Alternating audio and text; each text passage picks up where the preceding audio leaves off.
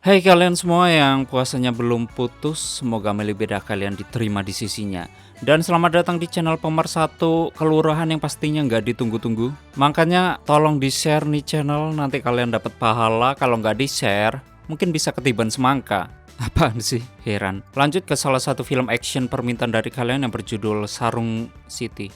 Tunggu-tunggu, ngapa sarung coba? Maksudku Tarung City Into Darkness, yang dimana film ini akan mengisahkan kehidupan liar para remaja-remaja yang menjadi freeman. Namun agak berguna sih, soalnya mereka memberantas kenarkoboyan duniawi dan intro.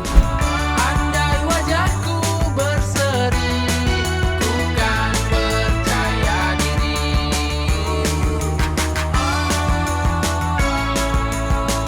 Akan menghindari. Selamat datang di channel Zura14 dan selamat menonton. Story diawali ketika rombongan Bodrek dan Kontraksin tengah melakukan bentrok di sebuah tempat. Waktu bentroknya semakin membahagiakan dan saling sikut-sikutan, tiba-tiba datanglah si tukang rusuh yaitu polisi. Seketika mereka pun kocar-kacir untuk menyelamatkan harga diri mereka sendiri. Galang sempat menolong Reno yang terluka, akan tetapi karena Reno sulit untuk berjalan, Reno menyuruh Galang untuk meninggalkannya dan menyelamatkan diri. Awalnya Galang tidak mau meninggalkan Reno, tapi Reno terus memaksanya. Hingga akhirnya Galang meninggalkan Reno untuk menyelamatkan dirinya. Sementara Reno, dia harus tertangkap oleh polisi. Pasti emaknya bangga sekali. Galang terbangun dari mimpinya karena mengingat kejadian tersebut. Galang mendapat kabar dari Reno bahwa Reno akan keluar dari penjara besok. Gue jemput deh. Setelah itu Galang mengetuk-ngetuk TV-nya yang rusak, berharap TV-nya kembali normal. Galang juga meminum segelas tua untuk menghangatkan dirinya. Tak berselang lama HP-nya berbunyi. Galang mendapat tawaran mobil dari salah satu temannya yang akan dijual. Sementara itu Reno harus berjuang di penjara dari beberapa tahanan. Reno seringkali berlatih dan berkelahi di dalam penjara itu. Bahkan tidak ada satupun yang dapat mengalahkannya.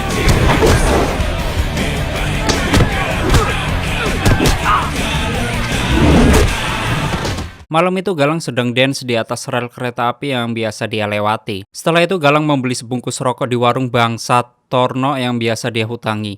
Di sisi lain, teman Galang yang bernama Coki sedang membeli DVD Vocab. Namun Coki berniat ingin mengutang DVD itu, tapi sang penjual tidak mengizinkan Coki berhutang. Yang kemudian Coki pun kabur dengan membawa DVD itu. Akan tetapi, penjual pun tak tinggal diam. Dia langsung menteriaki Coki dengan sebutan maling. Penjual dan beberapa orang pun ikut mengejar Coki. Bahkan Coki sempat bentrok dengan beberapa orang tersebut. Sampai akhirnya Coki pun lolos dari kejaran mereka. Lalu Coki menemui Galang yang sudah menunggunya. Galang menanyai Coki. Dari mana lu? Dan menurut Coki, dia habis berantem karena sudah lama dia tidak berantem. Coki melakukan hal ini karena dia ingin sedikit melemaskan ototnya alias fitness. Setelah itu Galang mengajak Coki pergi dari tempat itu dengan menggunakan mobilnya. Di perjalanan, mereka bertingkah konyol agar membuat suasananya menjadi happy. Tiba di salah satu klub, Coki sempat speak PL. Sementara itu Galang sepertinya terpincut oleh wanita yang memakai baju merah.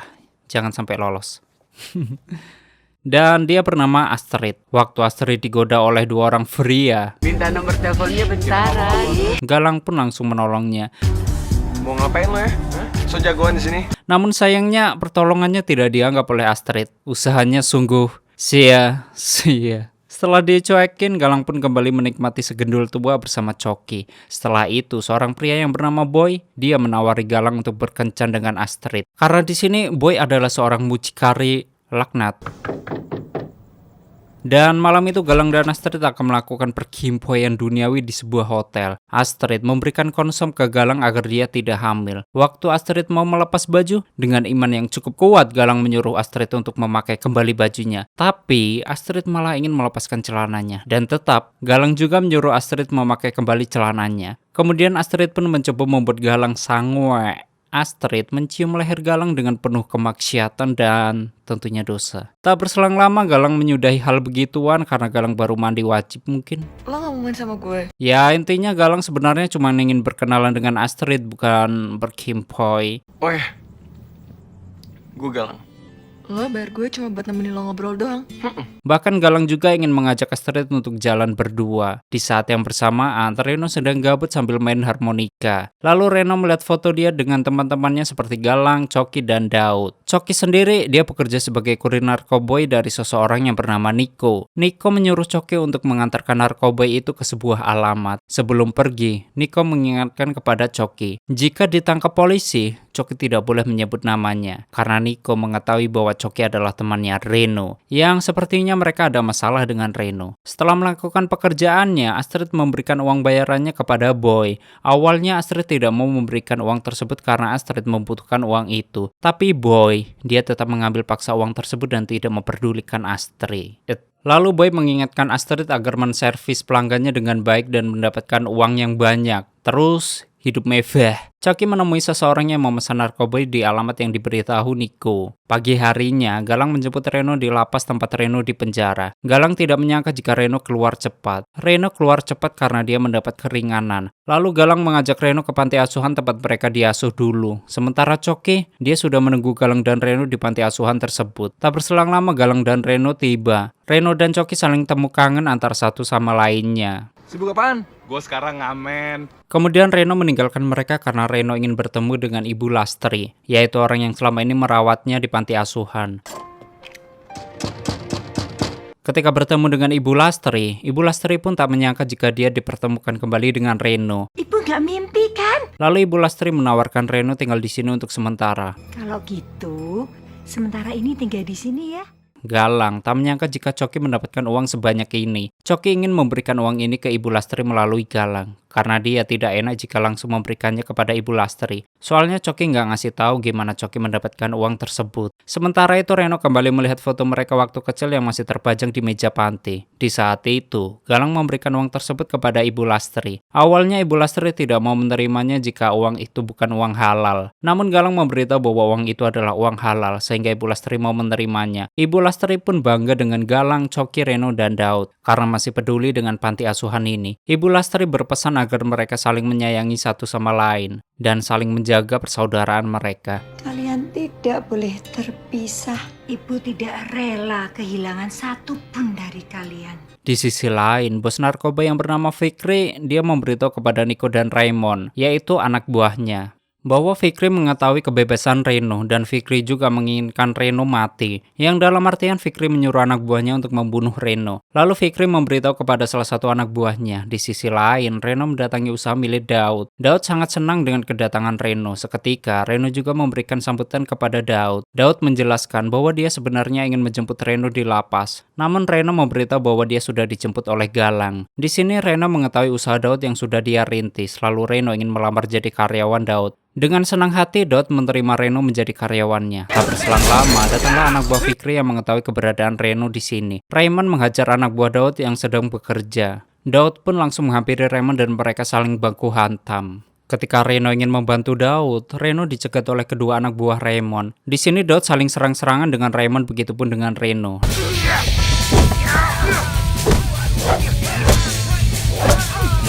Namun apa yang terjadi pemirsa? Raymond kalah karena dia masih epic, sedangkan yang lainnya mistik. Alhasil Raymond akan push rank lagi dan dia akan kembali lagi untuk mencari Reno. Oppo. Kini Daud menyadari ada yang tidak beres dengan orang-orang yang menyerangnya. Sorenya, Galang sedang memperbaiki rambutnya karena dia ingin bertemu dengan Astrid. Seketika, ada seseorang yang mengetuk pintu rumahnya, yang ternyata itu Coki yang ingin numpang ke kamar mandinya. Sebelum ke kamar mandi, Coki sempat meletakkan jaketnya di atas kursi. Dan ketika Galang ingin menghidupkan rokoknya, Galang ingin meminjam korek kepada Coki. Lalu Galang menggeledah jaket Coki. Tapi bukannya korek yang Galang temukan, melainkan sepaket narkoboy. Setelah Coki selesai buang air, Galang sudah menunggu Coki sambil memegang paket narkoboynya. Kini Galang mengetahui apa pekerjaan Coki. Namun Coki mengambil pekerjaan ini karena dia tidak tahu harus kerja apa lagi. Ditambah toko bajunya bangkrut. Makanya install Binomo. Gue gak suka lo kayak gini. Ini satu-satunya cara biar gue survive. Lalu Coki pun pergi meninggalkan Galang karena harus mengantar barang tersebut. Malamnya Galang kembali ke klub untuk menjemput Astrid. Masih kelayapan? Namun bukannya mengantarkan Astrid pulang, Galang malah membawa Astrid ke rumahnya dan mereka pun melakukan perkimpoyan duniawi. Tapi kok kemarin-kemarin kayaknya nolak ya si Galang ini. Mungkin karena bayar ya, entahlah. Setelah itu Astrid menceritakan bahwa Boy dulu adalah temannya. Kemudian Astrid ditawari pekerjaan oleh Boy, yang ternyata pekerjaan itu adalah menjadi seorang PL. Yang kemudian Astrid sedih dan bingung harus gimana. Setelah mendengar cerita Astrid, Galang menjadi kesal kepada Boy karena sudah menipu Astrid. Lalu Galang curhat juga soal kehidupannya bahwa Galang besar di panti asuhan. Bahkan Galang nggak tahu siapa orang tuanya. Setelah itu Galang menemui Daud untuk memberitahu bahwa Reno kini dalam bahaya. Gua sama Reno ribut sama orang-orang yang gak jelas. Mereka merasa bahwa orang-orang itu adalah musuh lamanya Reno. Di sisi lain, Fikri dan anak buahnya lagi main karambol. Tak berselang lama Nico dan Raymond memberi kabar kepada Fikri bahwa usahanya waktu itu gagal. Seketika Fikri menampar Nico. Fikri sempat mengingatkan Nico untuk tidak berurusan kepada Coki karena Coki adalah temannya Reno. Nico pun menenangkan Fikri karena urusan ini Nico akan membereskannya. Setelah itu Coki menemui Nico di markasnya. Kali ini Coki tak bisa memberikan uang hasil narkoba yang dia antar. Seketika Nico marah kepada Coki. Setan! Lalu Nico menghajarnya dan menusuk perut Coki dengan pecahan botol. Coki pun terkapar dan tak berdaya dan gak bisa bangkit lagi. Di saat itu anak buah Fikri mendatangi panti untuk mencari keberadaan Reno. Dan setelah orang-orang itu tidak menemukan Reno, mereka pun pergi dari panti. Malam itu Galang mendapat telepon dari Nico untuk menjemput Coki. Dengan segera Galang mendatangi markas Nico. Waktu sampai Galang sempat dihadang oleh anak buah Nico. Lo lewat-lewat aja lo. Tapi dengan mudahnya Galang mengalahkan mereka. Tiba di depan Nico, Galang ingin membawa Coki, namun tidak semudah itu. Menurut Nico, Coki mempunyai hutang kepadanya, dan jika Galang kerja setahun dengannya, tidak akan dapat melunasinya. Jangan harap lu bisa lihat adik lu selamanya. Di sini Galang menjadi emosi, lalu Galang mengambil garpu dan pistol milik Nico. Galang menodongkan senjata tersebut ke kepala Nico, sambil berkata, Bangsat kau. "Gua bakal ngelunasin hutangnya Coki." Barulah Nico menyuruh anak buahnya untuk mengeluarkan Coki. Lu pegang kata-kata gue. Gue pasti balikin duit lo. Setelah itu Galang langsung membawa Nico pulang karena sudah tidak berdaya. Tiba di rumah, Galang langsung memberi obat untuk menghambat darahnya Coki walaupun itu sangat menyakitkan. Setelah itu Daud datang untuk melihat kondisi Coki. Daud memberi pesan kepada Galang untuk selalu mengawasi Coki karena Coki masih labil, sok jagoan, tapi tak ada otak. Lalu Daud mencari Reno karena nomor HP-nya tidak pernah aktif. Menurut Galang, Reno sekarang masih di tempat persembunyiannya karena Reno sekarang masih diincar oleh musuh lamanya. Seketika Daud pun pamit kepada Galang. Pagi harinya, Galang memberikan makanan untuk Coki. Namun sebelum itu, Galang bertanya kepada Coki. Ngutang berapa sih sama mereka? Nggak banyak. Dan Coki yakin bahwa dia bisa membayarnya. Nanti gue cari gantinya lah. Sejagoan sih lo. Di sisi lain Astrid meminta Boy untuk mengerti keadaannya karena Astrid sekarang sedang memerlukan uang banyak. Tak berselang lama bosnya Boy yang bernama Leo datang. Leo merasa Boy tidak becus mengurusi Astrid. Seketika Leo menghajar Astrid hingga mengalami lebam di wajahnya. Setelah itu Astrid dijemput oleh Galang. Di sini Galang syok melihat wajah Astrid yang lebam. Kemudian Galang membawa Astrid ke rumahnya. Tiba di rumah, Astrid membersihkan lukanya dan seketika Astrid menangis. Setelah mengetahui asal-usulnya, malam itu Galang mendatangi klub untuk memberi pelajaran kepada Boy dan Leo. Di saat itu Coki membeli pistol ke salah satu orang. Tiba di klub, Galang langsung menghajar Boy dan Leo. Leo.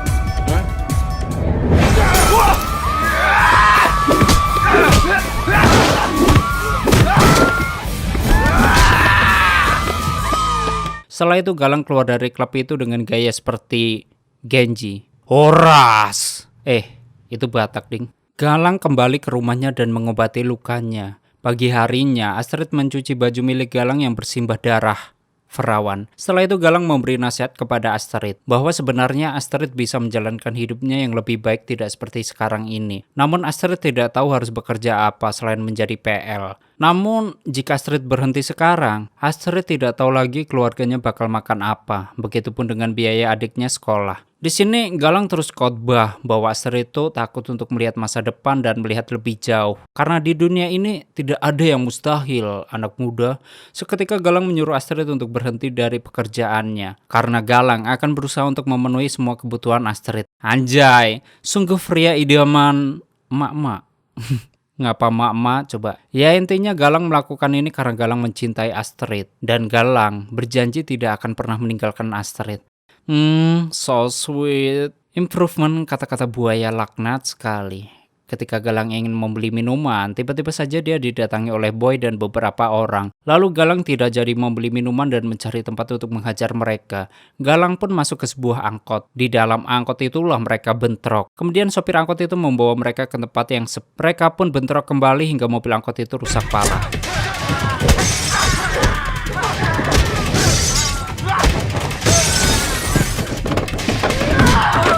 Setelah selesai, Galang memberi pesan kepada mereka untuk bilang kepada bosnya agar tidak macam-macam dengan Astrid. Di saat itu Coki sedang mempraktekkan gayanya ketika menghampiri Nico. Tak berselang lama Galang pun datang. Galang mengetahui bahwa Coki mempunyai pistol. Lalu Coki berkata bahwa dia ingin membunuh Nico. Galang sempat memberitahu jika Coki mendatangi mereka lagi, Anda bisa mati. Namun Coki tetap ngeyel bahwa dia bisa menyelesaikan masalahnya. Tapi Galang tetap berusaha menahan Coki. Semua ini Galang lakukan karena Galang tidak ingin kehilangan Coki dan ingin gila-gilaan bareng.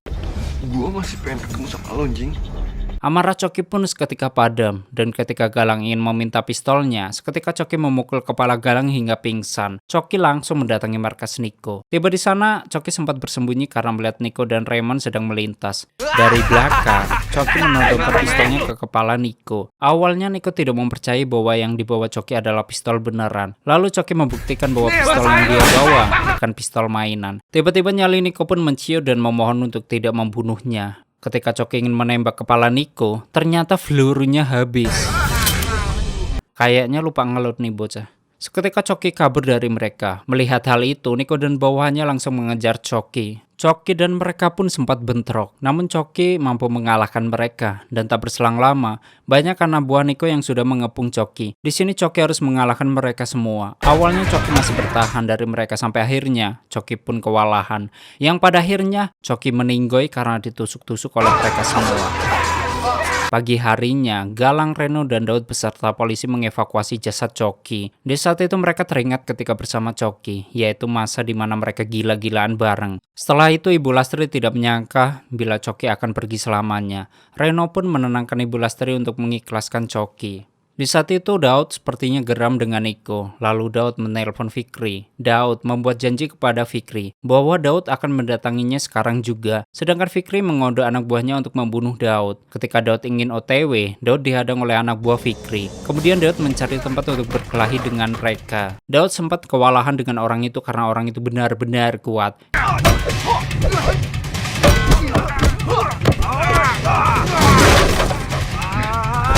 Yang akhirnya di tempat itu Daud mengalami kekalahan. Bahkan Daud masuk ke tungku, sehingga Daud terbakar dan balik ke lobi. Malamnya, Galang meminta izin kepada Astrid karena Galang ingin membalaskan dendam Coki. Namun, di sini Astrid tak membiarkan Galang pergi karena takut terjadi sesuatu kepada Galang. Dan Astrid menjadi PL lagi, mungkin. Lalu Galang berjanji setelah urusan ini selesai, Galang ingin membawa Astrid pergi jauh, yang kemudian Astrid memperbolehkan Galang untuk pergi. Akan tetapi, Astrid masih saja khawatir dengan Galang. Tiba di klub, Galang melihat Fikri bersama dengan Nico dan Raymond. Ketika Nico pergi ke toilet, Galang langsung membunuh Nico.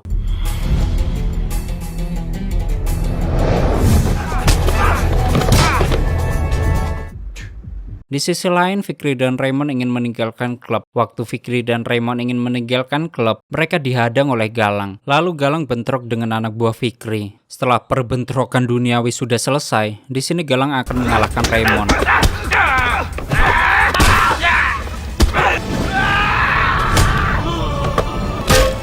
Yang pada akhirnya Galang mengalahkan Raymond. Ketika Fikri ingin kabur, Galang melemparkan tabung ke arah Fikri. Bahkan kepala Fikri dijepitkan ke pintu mobilnya dan dilempar ke dinding.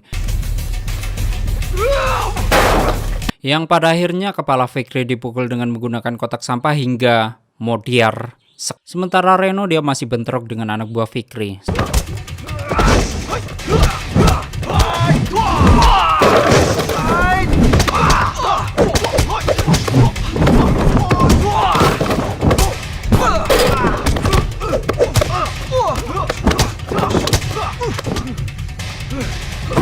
Sedangkan Galang menyusul Reno. Namun Galang dihadang oleh beberapa orang.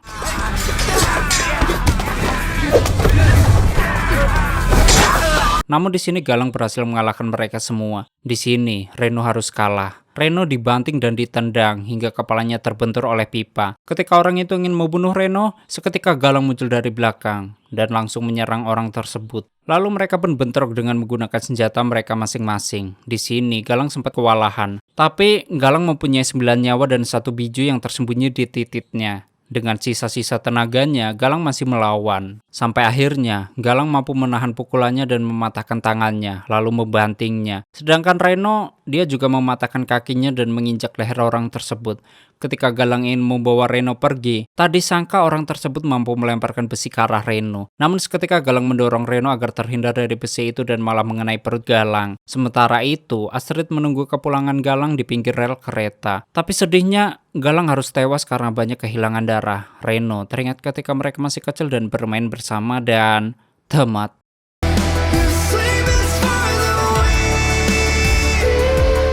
Oke, seperti itulah story dari film Tarung City of the Darkness. Bagi kalian yang filmnya ingin diceritakan, tulis saja di komentar. Terima kasih udah nyimak video ini sampai habis. Terus support channel ini dengan berbagai cara yang kalian miliki. And stay on this my channel. Jangan kemana-mana, sampai ketemu lagi di video selanjutnya. Bye-bye.